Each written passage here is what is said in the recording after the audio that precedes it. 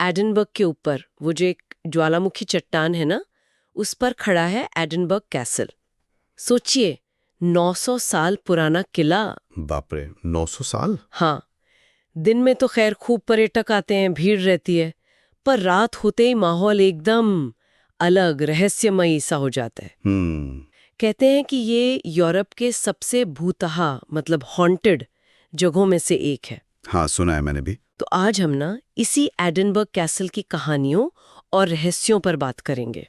हमने एक पॉडकास्ट सुना था एडिनबर्ग कैसल के भूत नाम से, उसी के आधार पर। हाँ, और कोशिश करेंगे ये समझने की कि भाई इस महल की इतनी डरावनी शोहरत क्यों है, वो कौन सी कहानियां हैं, लोगों के अनुभव क्या हैं, जैसा उस सोर्स में भी बताया गया है। बिल्कुल। यहाँ इतिहास और ये कहानियां मतलब किंवदंतियां ऐसे घुल मिल गई हैं कि पता ही नहीं चलता क्या सच है क्या कहानी। सही कहा। तो सबसे पहले बात करते हैं शायद सबसे फेमस भूत की, बिना सिर वाला ढोलकिया। हाँ, वो ड्रमर बॉय। कहानी कुछ यूं है कि जब भी महल पर कोई बड़ी मुसीबत आने वाली होती है, कोई जंग या मौत या कुछ बुरा, तो वो महल में ढोल बजाता दिखता है, और चेहरा तो कोई देख ही नहीं पाया है क्योंकि सिर ही नहीं है। अजीब बात है। कहते सदियों पहले उसका सर कलम कर दिया गया था, पर उसकी आत्मा आज भी जैसे चेतावनी देती है। अच्छा। और लोग दावा करते हैं कि उसकी ढोल की आवाज आज भी कभी कभार सुनाई देती है। और ये कहानी आप देखें तो महल के लंबे और अक्सर हिंसक इतिहास से सीधी जुड़ती है। हाँ बिल्कुल। लड़ाइयाँ, मौतें, सजाएं।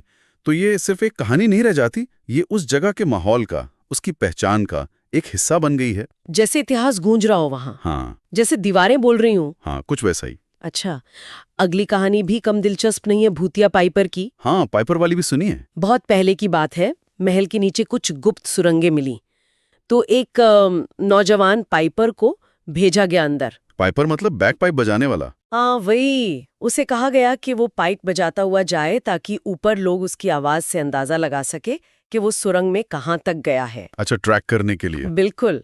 तो वो पाइप बजाता हुआ नीचे गया, लेकिन कुछ दूर जाकर वो आवाज, वो संगीत अचानक बंद हो गया। ओहो। उसे बहुत ढूंढा गया, पर वो कभी नहीं मिला, गायब। और फिर?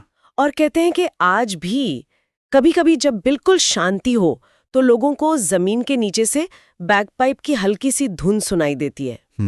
इस कहानी में भी वही बात है ना?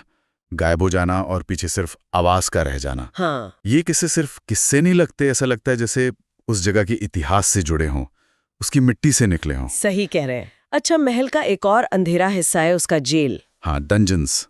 वो अंधेरी छोटी छोटी कोठरियां, वहाँ फ्रेंच, अमेरिकन और पता नहीं कहाँ के कैदी रखे जाते थे, और बहुत से तो वहीं मर गए। जाहिर है, हालात बहुत बुरे रहे होंगे। बिल्कुल।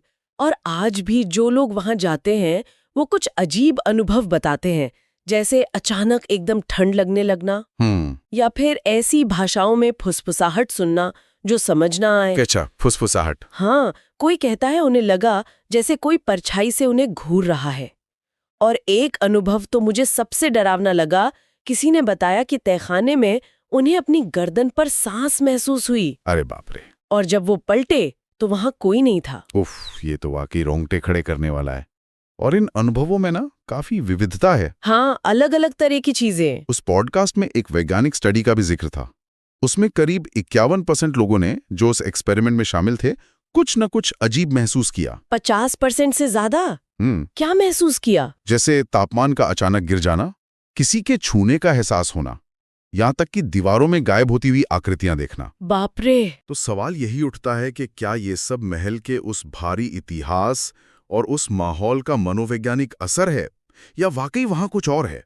और वो पॉडकास्ट भी इसका कोई सीधा जवाब नहीं देता है ना? नहीं, बिल्कुल नहीं। वो रहस्य को और गहरा कर देता है। और भी कहानियां हैं वैसे, छोटी मोटी, जैसे कुत्तों का एक कब्रिस्तान है वहाँ, उसमें एक भूतिया कुत्ता दिखता है कभी कभी। अच्छा, कुत्तों का कब्रिस्तान भी है? हाँ।